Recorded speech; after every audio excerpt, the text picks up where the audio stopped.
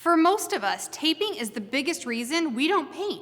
But what if I told you there were ways to paint a room and skip the taping? Let me show you how it's done. Here are the supplies you'll need for painting without tape. Tip number 1, choose a good quality brush. A good quality brush has good quality bristles. Look at this best quality Ace brush and how the bristles come to a sharp, tapered point. This is exactly the kind of brush you want to look for when brush shopping.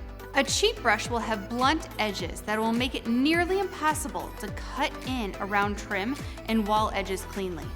My favorite is an Ace Best 2-inch angled synthetic brush because it's easier for me to handle.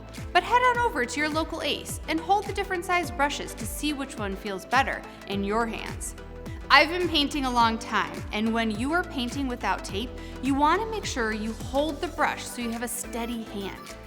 You want to hold it like a pencil or a pen. Place your thumb on the side and then your index finger on the top and the side, and use these two fingers to help control it.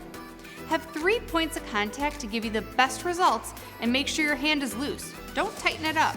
I also want to share with you another unique brush that's specific to trim.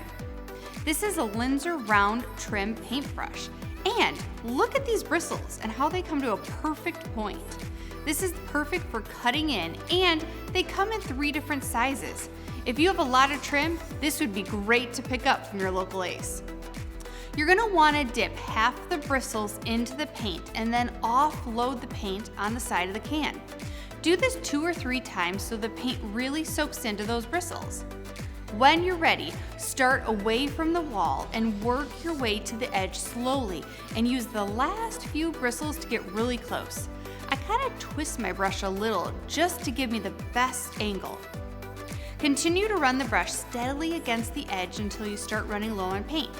Load up with paint and do it again, but overlap where you left off. The tip is a slow, controlled motion and to work in little sections at a time. Using this Linzer brush, you want to do the same thing as the angled brush.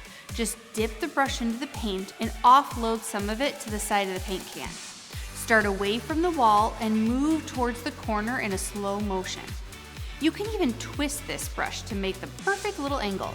Now, when it comes to applying paint to the ceiling or wall, your best friend will be this, a paint shield. Place the metal edge of the paint shield on the crevice between the wall and or the ceiling.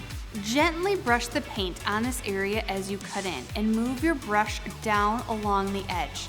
And then use a paint roller to help blend in this area. Edging tools are also available at your local Ace, like this one from Shoreline. To use this, you're going to want to cover the pad with paint by either dipping it into the paint tray or by brushing the paint on. In a slow, controlled motion, you're going to want to drag the edger along the edge of the wall in one direction. It's important to make sure the wheels of the guard are spinning so you can get the closest line possible. Avoid getting paint on the wheels, or else you're going to end up with paint on areas you were trying to avoid.